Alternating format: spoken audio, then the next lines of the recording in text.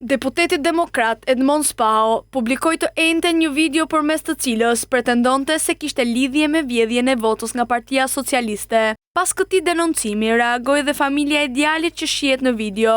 Klean Kreka thotë se askush nuk I ka premtuar para në këmbim të votës. Në rrugët, po.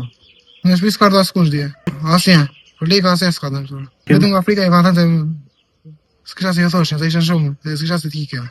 Vëllai I tij I madh e lidh situatën me frikën që ka pas vëllai I tij, I cili është filmuar nga anëtar të shtabit të Partisë Demokratike.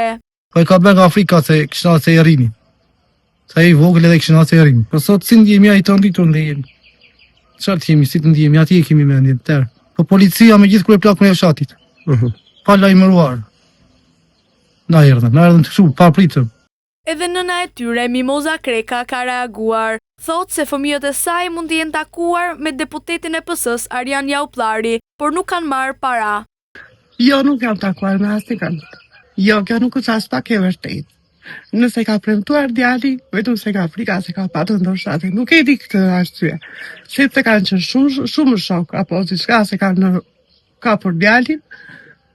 Dhe nga Afrika mund ta ketë edhe këtë fjalë, por jo mua të ka premtuar dikush për lek. Nuk ka premtuar. Deputeti Edmond Spaho ka bërë kallëzim në polici për rastin, ku ka depozituar dhe videon. Sipas tij, shtabi elektoral I kandidatit Arjan Jauplari është duke bler vota në Korçë.